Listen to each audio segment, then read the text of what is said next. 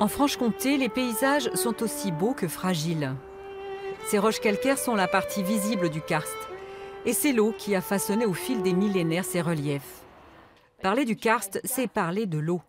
Alors pour cette première journée d'échange du pôle karst, la sécheresse exceptionnelle de 2018 s'est invitée dans les discussions. La protection des captages est essentielle. On est encore en période de crise pour tout le département du Jura, crise par rapport à la sécheresse, où on a des captages qui vont tarir et il faut trouver une solution alternative à l'alimentation en eau. Dans notre région, la moitié des captages d'eau potable sont en zone karstique. Pour les protéger ou trouver de nouveaux approvisionnements, c'est compliqué, car les zones sont très vastes et pas toujours identifiées.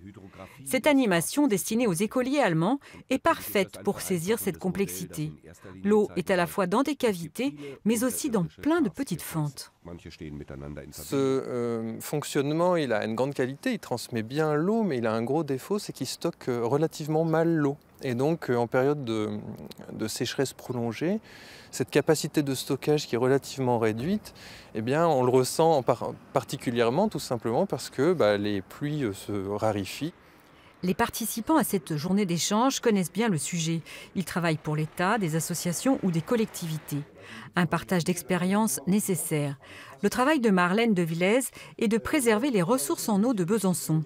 Comme ici, à Novillard, à 140 mètres sous ce local, il y a une immense nappe. Un vrai trésor qui n'a pas encore livré tous ses secrets.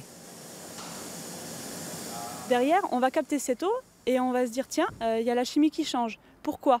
Ça peut venir d'un secteur tout à l'est ou alors d'un secteur tout à l'ouest parce que on n'est pas, les courants ne sont pas comme dans une rivière. C'est vraiment des canaux qui se chargent et se déchargent en fonction des saisons. Donc, et tout ça sous terre. Et tout ça sous terre, donc on ne voit rien. C'est justement pour mieux comprendre ce milieu complexe que le pôle karst a été créé. La vallée du Dessoubre est au cœur d'une expérience menée par le Centre permanent d'initiative pour l'environnement. Dans le Jura et la vallée du Dessoubre, les habitants ont été consultés en 2016 et 2017. On leur a demandé leur avis. Qu'est-ce que pour eux, qu'est-ce qui était important de mettre en œuvre pour protéger cette ressource, qui est importante pour le futur. Parce qu'on est vraiment dans un programme expérimental, mais pour une préservation pour le futur. Pour que les enfants, les petits-enfants, dans 20, 30 ans, 40, 50 ans, ils aient encore de l'eau sur ce territoire-là. Après un travail avec les élus, 30 propositions ont été retenues pour préserver cette eau.